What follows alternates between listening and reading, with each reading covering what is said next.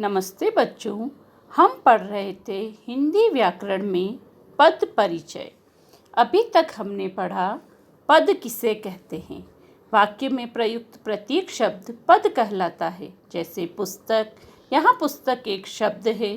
राम पुस्तक पढ़ता है, यहाँ पुस्तक शब्द न रहकर पद बन गया है। पद परिचय, वाक्य में प्रयुक्त प्रत्येक पद का व्याकरण की दृष्टि से पूर्ण परिचय देना ही पद परिचय कहलाता है।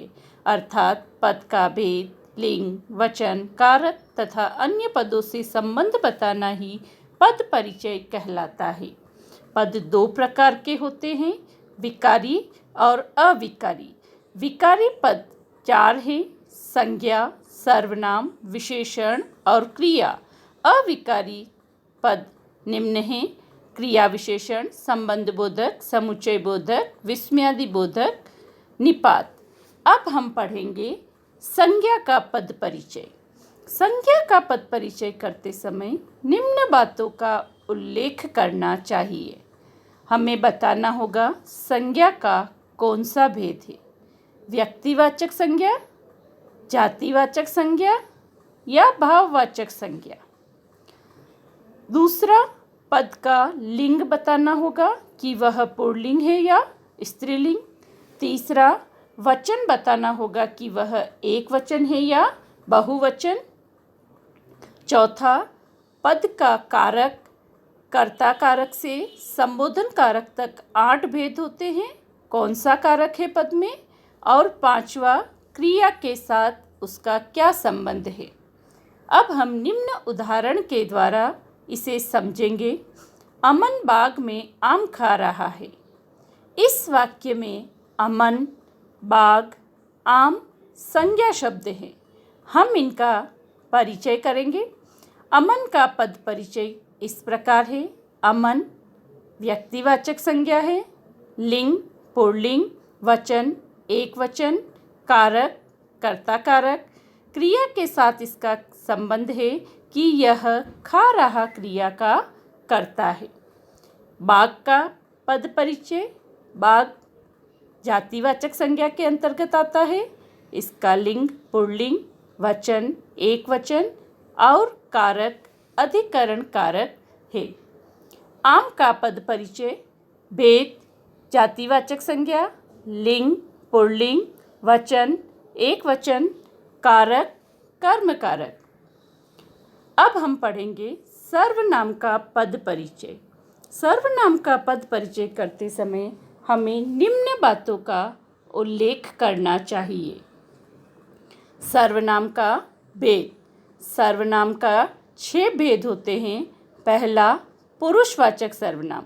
पुरुषवाचक सर्वनाम के अंतर्गत 3 भेद होते हैं। उत्तम पुरुष जिसमें मैं और हम सब। मध्यम पुरुष तू और तुम, आप और अन्य पुरुष में वह, वे लोग, यह आदि आते हैं।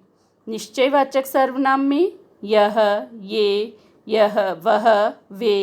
अनिश्चय सर्वनाम में कोई, कुछ। संबंधवाचक में जो, सो, जिसने, उसने, जैसा, वैसा। प्रश्नवाचक सर्वनाम के अंतर्गत क्या, कौन, किससे। निजवाचक सर्वनाम से अपने आप, स्वयं, स्वतः आदि शब्दों से इनकी पहचान होती है। सर्वनाम का लिंग